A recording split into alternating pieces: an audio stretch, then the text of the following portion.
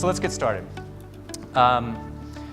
We'll start by introducing Dr. John Mark Augusta. John Mark is a principal data scientist at Microsoft, where he leads a team of data scientists creating manufacturing and marketing applications for the Azure cloud platform. Previously, John Mark has worked at several startups and labs in the Bay Area, including Toyota ITC, Intel Research, and SRI International, which he joined after receiving his PhD in Management Science and Engineering at Stanford University. Welcome, John Mark. Thank you. Zahid Guneri is a data science consultant and specializes in prototyping and build solutions powered by data analytics and machine learning. Prior to consulting, Zahid spent 5 years at Square, where he built the payment analytics team, and 3 years at Apple's worldwide supply-demand planning team. Zahid holds an MS degree in Management Science and Engineering from Stanford. Welcome, Zahid. Next, we have Aaron Shafrina. He's been heading Chevron's data science development program since 2012, so actually quite some time given the age of data science as a career field. He's also a practicing decision analyst, specializing in IT-related decisions, such as data center and cloud agreements, cybersecurity, end-user networking, and digital products. Aaron's approach to framing data science opportunities and using data science inputs for decision analysis models has been used throughout Chevron's business, upstream, downstream, midstream, et cetera. And then finally, John Busbus, at the end, is the COO and co-founder of Keen Decision Systems. John developed the company's software as a service product, which is called MIDA, and leads product development, innovation, and client success. Getting back to MIDA, which is short for Marketing Investment Decision Analysis, this applies methods at the intersection of decision analysis and econometric modeling. John has devoted his career to solving problems with the application of analytics, to the measurement and optimization of marketing, sales force, pricing, and new product decisions. He holds his MBA from Washington University in St. Louis. Okay, welcome, John.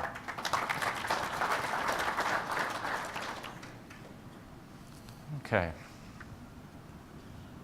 And once again, before we get started with the questions, as you have questions, please send them to our poll EV system.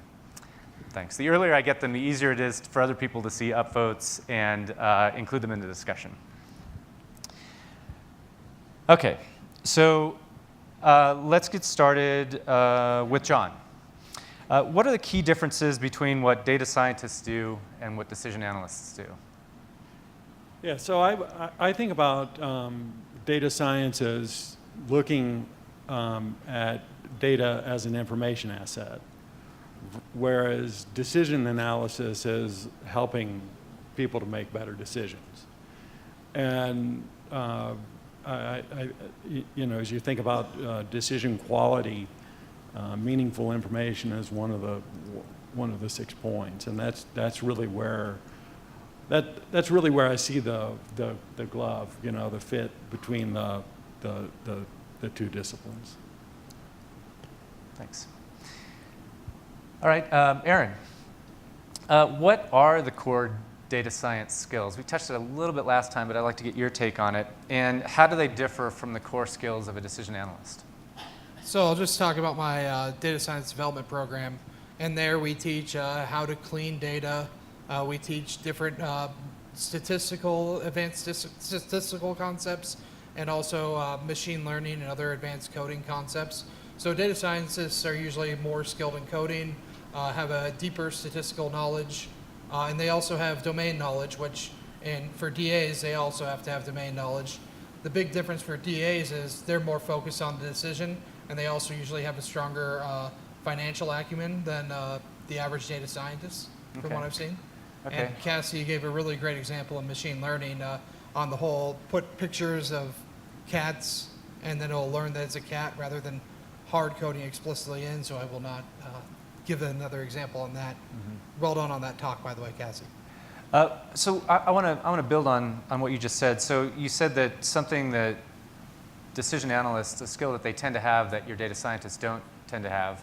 has to do with financial modeling. Can you say a little more about that? So what I've seen happen at Chevron, not often, but at least about once out of every 4 projects, is the data scientists will be really interested in the data science solution, but then it turns out that they're not applying the solution in a way that maximizes value for the company. Take, for example, we had a shipping problem where we were trying to determine whether we should have 2 or 3 ships in a certain region. They determined that, oh, we can increase refinery throughput with a 3rd ship by 5,000. But within that, so build the 3rd ship. But within that was not what's the cost of the 3rd ship, what's the value of increasing refinery throughput, what's the cost of the fuel, what's the cost of manning the ship, not only building it, and what can we do if there's any extra downtime to add value, maybe lease the ship out.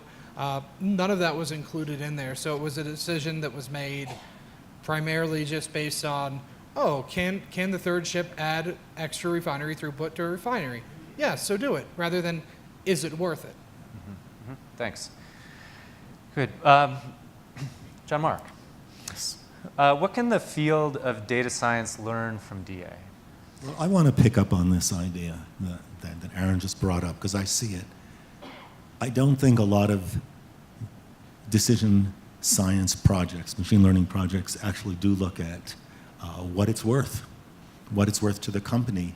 And that may sound strange, like, so what? You know, what are they doing? The field has moved so fast and has had such amazing success that it's lost its blinder. It's blindered. It doesn't understand where it's going. And perhaps the best way to think of it is this addiction to accuracy. And it's like we have an opioid addiction in the larger community, in the larger nation. We have an accuracy addiction in machine learning. The only criteria of truth in the field, and maybe I'm exaggerating, but in many cases, is can I improve the accuracy on my data set? And these improvements have been phenomenal compared to what statisticians have done.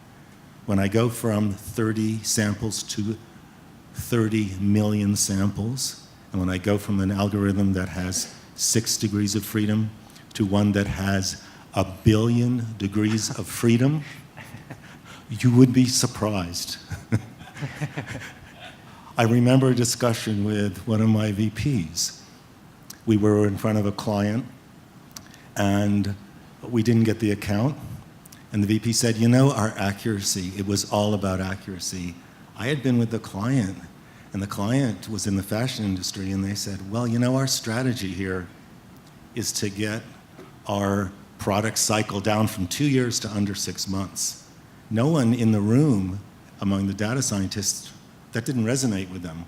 Their thought was, I've got a data set and I'm going to improve the accuracy.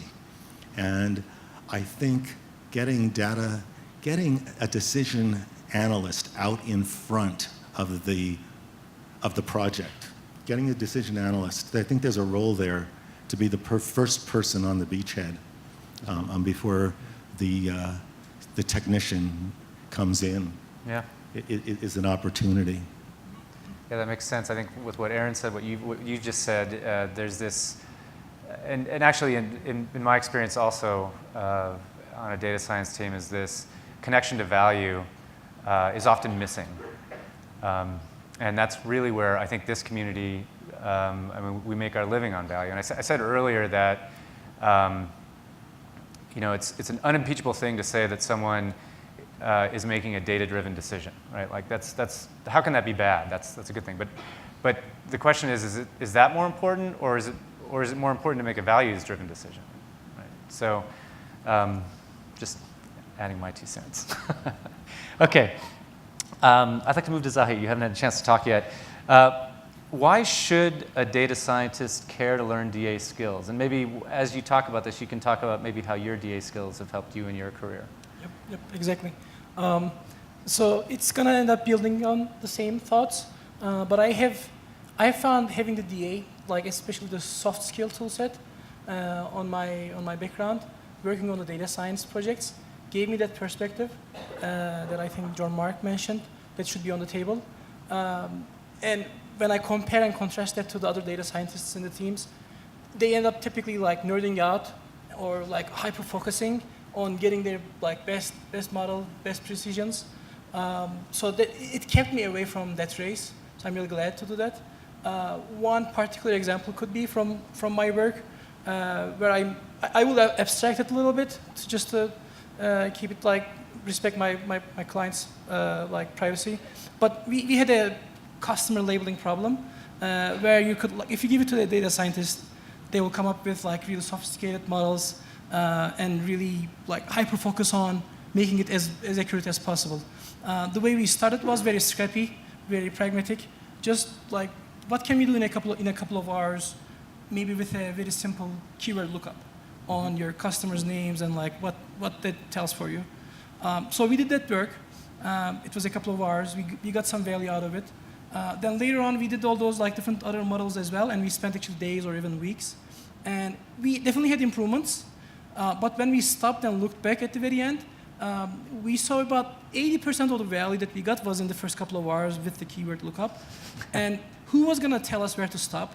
Like how much information was enough for us? What was the value of like additional information? I really hope we can find a way that DA can help people attack that in a structured way. I'm looking forward to maybe like Professor Skinner's work on small decisions, how we can integrate that to like data science work. So that's where we are. Good. And by keyword labels, can you say just a little bit more about that rather than a model? Yeah. So essentially very simple. Just if you look for like a certain keyword for people's like titles, if he says like an engineer, like he's a technical role. So I'm simplifying it like a lot, but like, and the way we built it was essentially just sit down and look at 1,000 examples, find the like most common keywords, maybe get a little bit more clever and calculate the conditional probabilities of seeing a keyword and seeing a label associated with that. We were lucky we had a labeled data set, and we could value how correct those labels were based on some other outcomes. But essentially just like just by looking at data and finding the keywords. Good, thanks. Good, so let's move a little bit into prognostication. So I'll pose this question to John, and then I'll pose it to John Mark after that. So do you believe these two fields are more likely to converge or diverge? We just started to touch on that in the last section. I'd like to explore it a little more. Yeah, so just one point to build on the earlier conversation about the value. And I heard a really enlightening quote the other day on a Freakonomics podcast, and they said, they were talking about it in the context of education, that we should be assessing what we value rather than valuing what we can assess.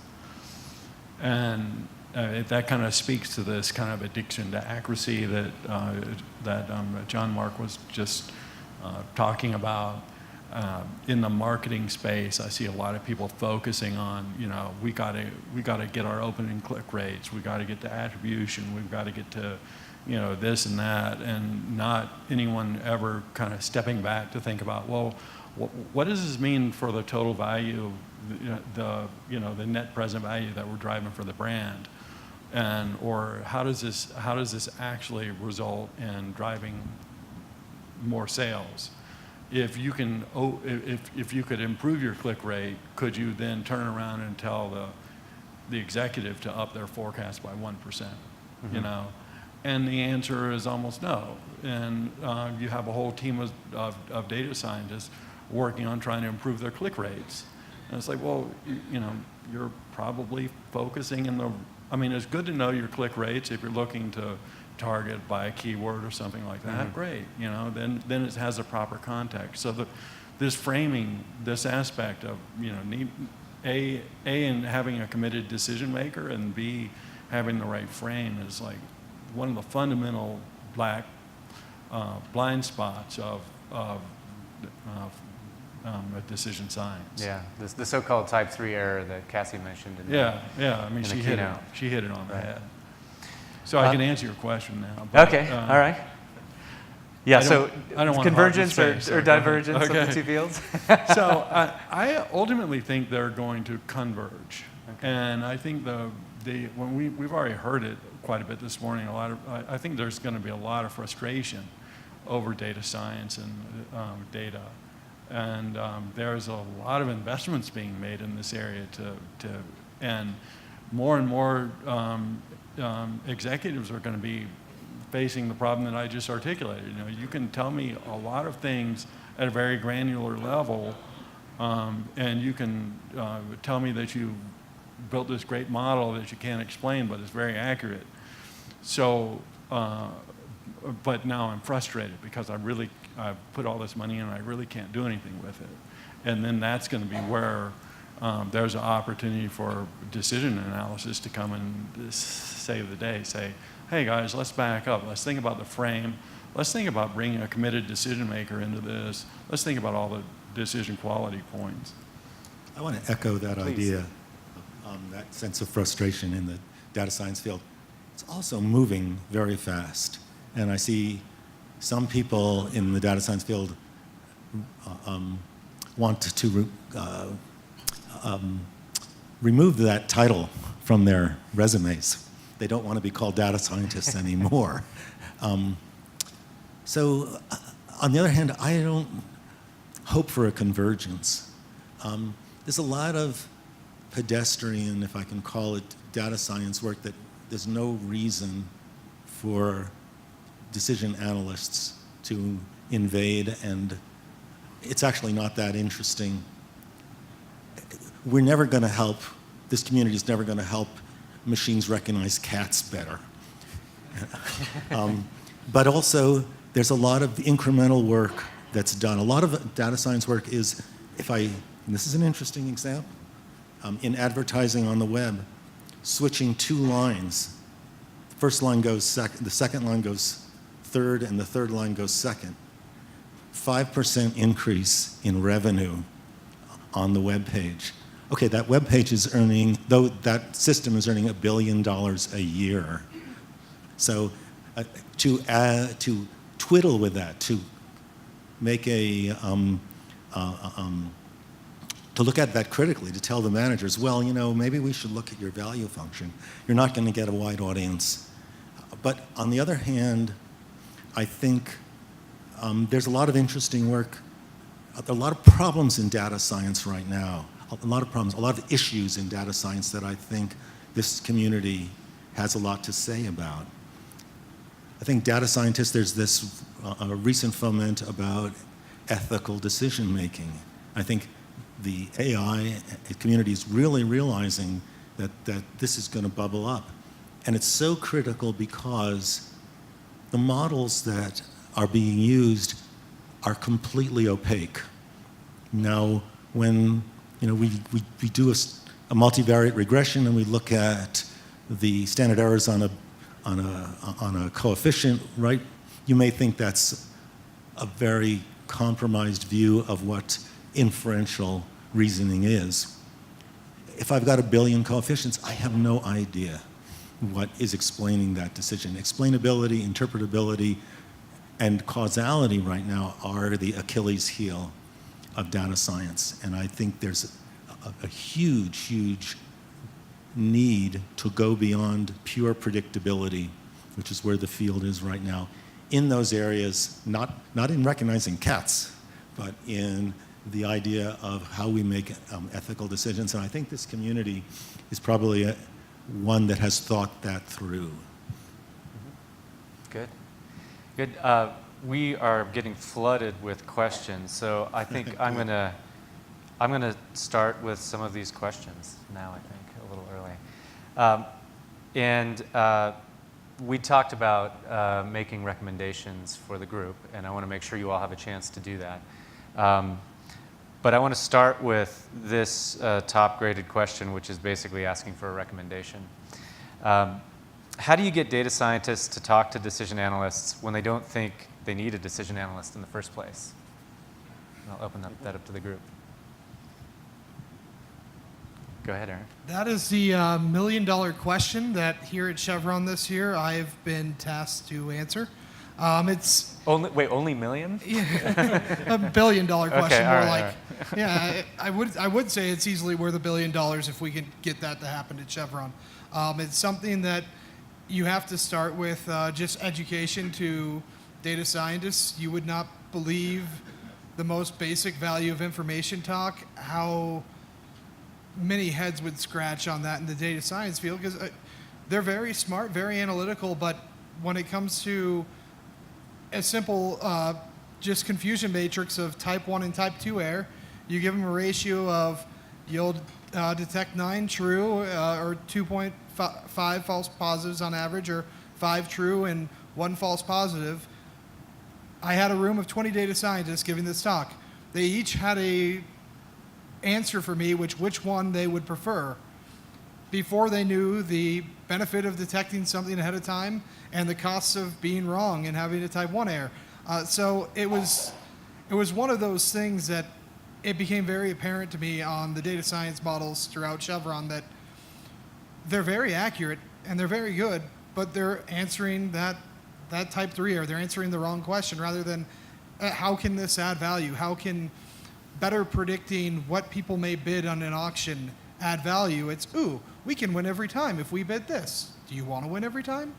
It's convincing data scientists that through a series of education and just open engagement with their leadership and open engagement with, hey, you're bragging around this tool's worth 20 million. If you did this, it would be worth 30 million. And just getting in there mostly with their management is at least the strategy we're trying this year, both courses for them to understand value for the individual contributors, and then a higher education to the managers of the data science throughout the company.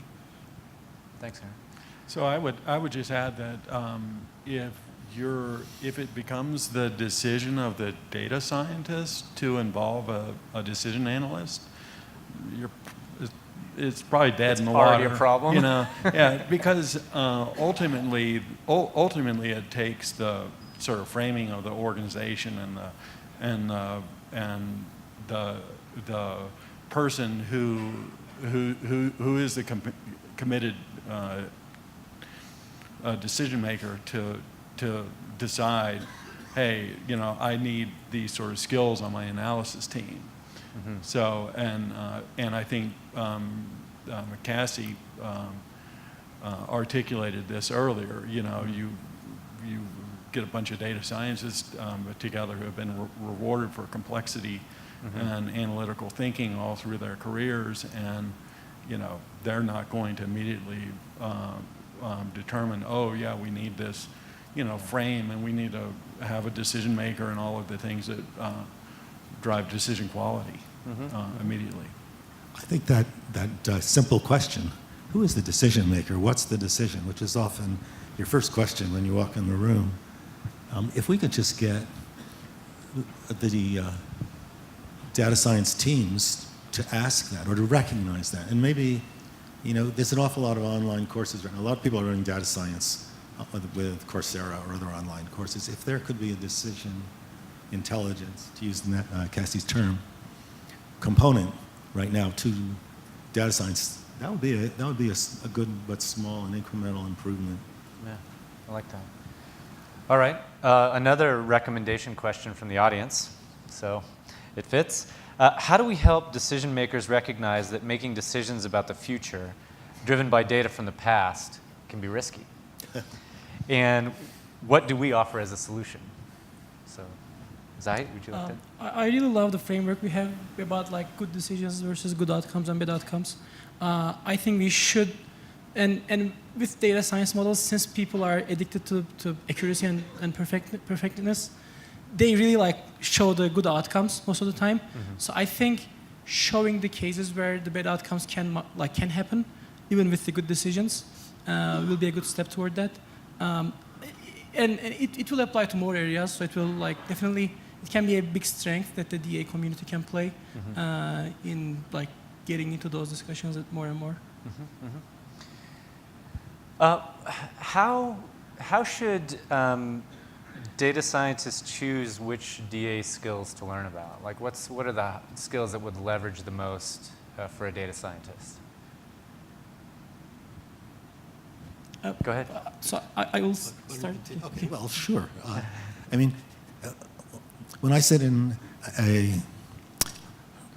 when I first sit down with a bunch of folks to solve a problem, I'm back to my influence diagramming methods, and I think those are invaluable because on the one hand they're transparent to the decision maker. They speak directly to the decision maker. On the other hand, I can convert them into a mathematical formulation, and the interesting thing is the data science part becomes essentially an arc between two nodes in this larger diagram. It becomes an arc between the state and the observable.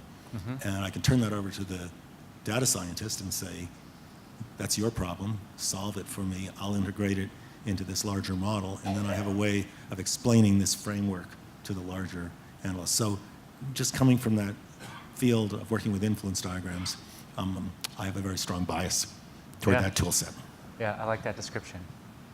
Yeah, and I think one of the things that the influence diagram does is helps to frame out the problem and the structure of how you're going to, and the logical framework. And so, in my mind, for a data scientist to be effective in driving decisions, they need to understand decision quality, top to bottom.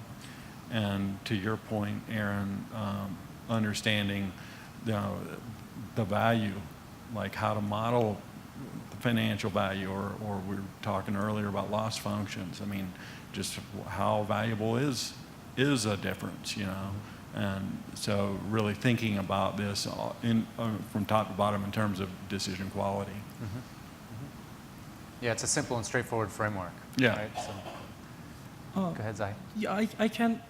I have multiple legs on my recommendations for the tool set.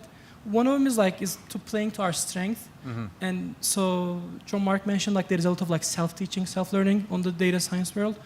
That ends up being in a state where there are a lot of data scientists who aren't really savvy on their statistics. So but our community typically have much stronger formal background on stats work. So first maybe brush up on those sides. Make sure you're up to your coursework knowledge base. That will be an area that they will see that they will have a bigger impact. Besides that, I think Isaac mentioned in the previous talk the technical skills. I think are really important. One thing that was kind of left out was very basic SQL querying skills. I think is gonna get most of the people in this community may already have that, but if they're missing, I think that's a big area. Can enable you a lot. And he mentioned lots of data visualization tools. Definitely a big plus one on those. Python versus R. Definitely That's a question in here, too. by the way. Oh, really? Yeah.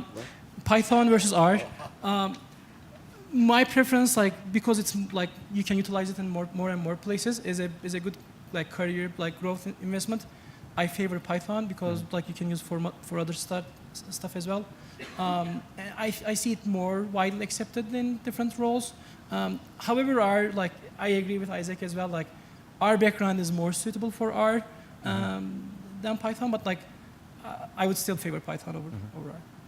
Okay. I just want to bring up, I think, another interesting angle on where things are going. There's a third person in the room here. There's a triangulation with the statistics community, and statistics is being massively rethought by virtue of what's going on in data science. Data scientists did things that statisticians would abhor and basically pushed into limits that statistics had only looked at theoretically. When you have 1 million items in your data set, your p-values are irrelevant, right? But other things which statisticians have never thought about, such as stationarity, all of a sudden, a major Achilles heel in most data science work is it's not adaptive, and the model accuracy can only decline from the day it's put into practice. Okay, and that's a statistical problem of a sort. So I think there's a three-way communication, a three-way discussion in this question. And I'd just like to pick up on that comment about stationarity, because like in econometric models, that's one of the core questions is can we describe that problem? By the way, so the for problem the problem is as we're creating a forecast, can we assume that the state of the world today is that, as we're describing, is going to be the state of the world tomorrow, and or in the data set itself, is there actually sufficient information to make a forecast? A lot of times, when if you have like the best example, I think, of non-stationary data is stock market prices, because they just go all over, and it's because they're always being updated with new information, and we don't know the information that they're going to be updated with beforehand, and so it's by definition non-stationary, and so I forgot where I was going with now that I had to explain stationarity on the spot. So why don't I just yield my time back now that I've explained stationarity, or you can remind me of what I was going to ask John Mark to explain it, so thank you for explaining. Yeah, thank you. Thanks. Let's move to another question from the audience. So what are your thoughts about the distinction between data-driven decisions and data-seeking decisions? And by data-seeking decisions, the questioner means decisions in which the best response is largely determined by the current situation, versus decisions in which the best decision is a judgment about trade-offs and data is there just to help inform. So I'll just pick up on this because it did cause me to remember some of the points that I was going to. Sure. So I don't necessarily see a distinction between data-driven and data-seeking, because a lot of data-driven, a lot of the problems that we deal with in data science, I think, are using data to mask the real issues, and I think if you're talking about granularity and having billions of observations and p-values being irrelevant, I echo that concern but the reason that the p-values are sort of irrelevant is because they're all driven by the sample size, and the sample size, there's actually another probability there that's at play, and that's a probability that you're going to have a misspecified model. And you can have 1 billion observations, and you can put 1,000 different parameters in there and get really highly, but really that because you have 1 billion different data points, there probably are 1 billion different reasons that you're having this realization. So even with 1,000, your model's still too simplistic.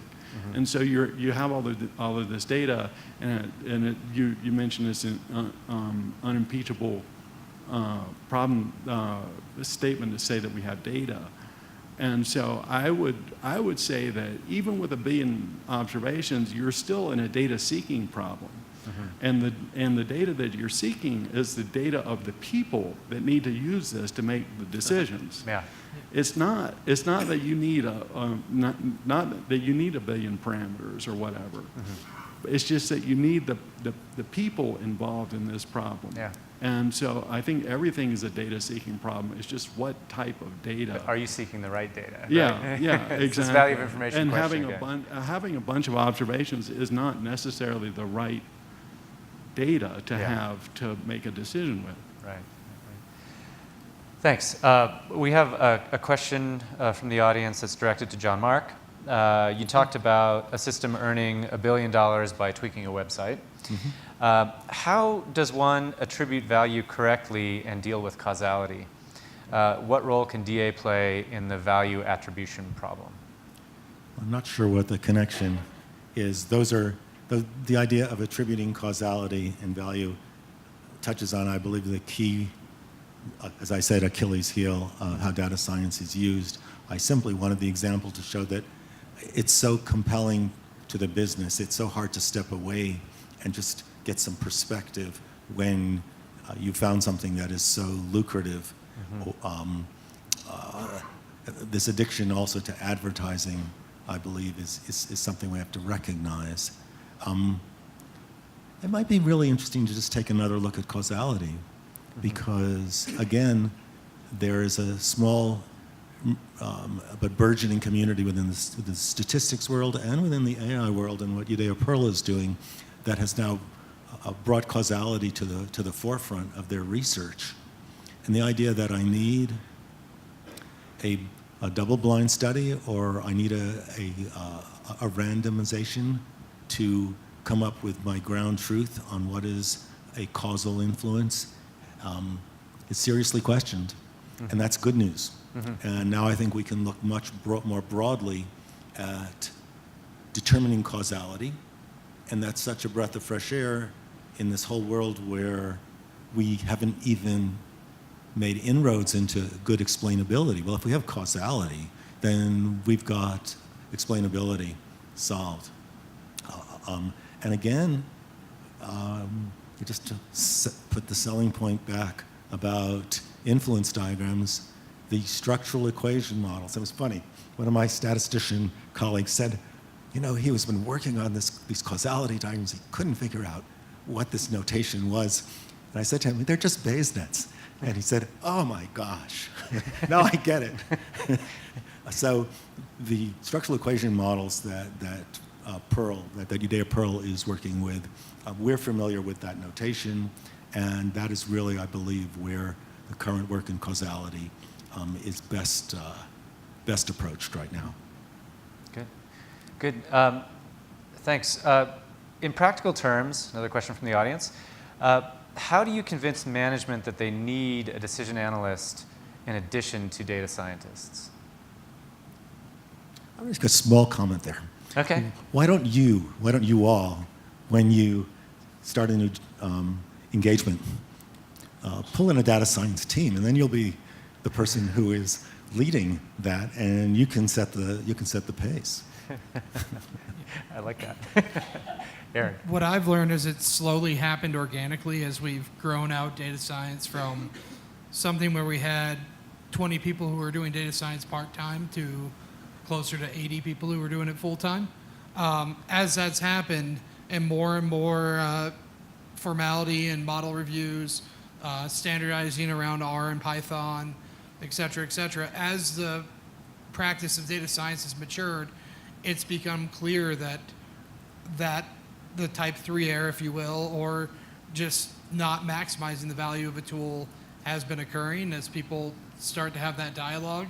So we're currently at okay, so what? How do we fix this now that it's here? But it really occurred naturally, at least at our company. As we truly scaled up data science, it became clear. One of the clearest examples was a reamerware problem where about 2% of the time when a reamer fails, the well's broken. However, we created a tool that could detect with about 97% accuracy when a reamer was about to fail. However, those other 98% of the time, if you pull it out and replace the reamer, you're spending millions and millions of dollars and lost production time and just to get the drill back into the ground and all that. And so it was clear that the easiest solution was just build 2 reamers on there. There's an engineering solution rather than a data science solution. Mm-hmm. And are we actually going after value with, and since then it's snowballed where we've questioned more and more projects and we realized there's a huge need, and it happened organically. Mm-hmm. I can speak to that a little bit. First of all, I'm not super sure if we want like separate DA people plus data science people on the teams, or should we have like people with both skills? Because that's the value I have seen in my career. Having DA background and framework helped me do like data science work. So that's one question I think we should answer. The other one, like how should we convince management that DA should have a say on the table? Maybe not necessarily a specific person. is like I had a lot of like meetings or kind of decision-making meetings or framing meetings with higher executives. And the most embarrassing time would be like we would present something from our data science models, and she would say, like a CFO or a CMO would say, so what? So Yeah. I feel that's really embarrassing when you have done all that work and you don't have a good answer. So having a person who asks that question at the very beginning will give a lot of value. I think at the spot, like whenever that question is asked, if you showcase, okay, we need those skill sets to answer that on time, will be helpful. But I'm also curious to hear about other like more proactive solutions. Yeah, yeah. Okay, so kind of related to our recent discussion, this question ties in. And the questioner says, DA suffered the problem that the decision makers didn't know that they needed DA. Data scientists probably have the same problem. I don't know, maybe that's part of the question. Do you feel comfortable advocating for DA in data science in their natural circles / conferences? You mean like at a data science conference, Right. go up and I think say, that's hey, the you question. guys have all these blind spots, and you need some decision analysis. Right. I think it's I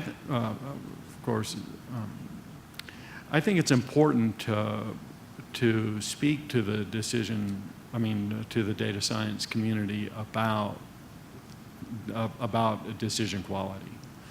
And I think that anyone that's been practicing data science for more than a year has those scars where they've showed up with a great model that pleased them, only to realize that the decision maker won't use it. Mm-hmm. And at that point, as a data scientist, you're kind of like, all your work is for naught. Mm-hmm. And so unless you can drive a decision with your analysis, it's just analysis, it's just research. It might as well just be adding to the sea of noise. Mm-hmm. So I think raising awareness, it won't take much to get the message about relevance to resonate with, with data scientists. I'm thinking about what's going on in the academic communities in AI right now. Two major concerns are the future of work and ethical decision making. And we met at the last AAAI this January, the subconference on social and ethical AI has blossomed. And it has seen an invitation of people outside the field in law and psychology. Not yet in decision analysis, but I think there's a major contribution. And I think we should be translating, this community should be translating our terms into what does it mean about the future of work? What is the future of work question? 60% of jobs in the next 10 years are going away. That's what AI predicts. Doesn't mean that work is disappearing, but we're going to see a change in the content and the skill set and the kinds of work that people do like we haven't seen in the past 20 or maybe 50 years. I think ironically, this community is very well posed in terms of the future of work. But to get back to the point, that's the question that's being asked in the AI community, and maybe this community has an opportunity to enter that discussion. Okay. All right, we have time for one last question, I think. And it relates to what John Mark was just talking about. And the question is this: how much of the division between decision analysis and data science is because of divided education, the curriculum? To what extent could integrating their curricula introduce, for example, ethical thinking to data science? Big plus one on my end. I see a lot of just knowledge gaps between like in the data science community about the DA framework and tool set. even like something like most fundamental for us, like decision trees, has a synonym on the data science world from the ensemble method. So even communicating that is a big challenge. So seeing that in school, as part of the education, would save a lot of confusion and like save a lot of like. In my experience, like it took me 2 years to figure out that was a different decision tree that they were talking about. Right. What about on the ethics front, education as far as that goes? So the data scientists are concerned about the data science problem. So just in getting them during the framing to start thinking about those other things, whether it's environmental risks, safety risks, or if you take the social media example on the fake news from earlier, you had a lot of people in different circles saying this was going to affect my group more, and you saw people on both sides of the aisle claiming, oh, look, fake news is taking out these accounts that aren't actually fake because they're being reported as fake and the algorithm's incorrectly picking them up. Just knowing those risks ahead of time and being concerned about them while you're building your model could help navigate some of that negative press you're going to get when that model may or may not predict it inaccurately. All right. Yeah, Thanks. So, I think we're just out of time. Sorry, John. sorry, I just triggered the thoughts. All right, good. So join me, please, in thanking our panel for this discussion.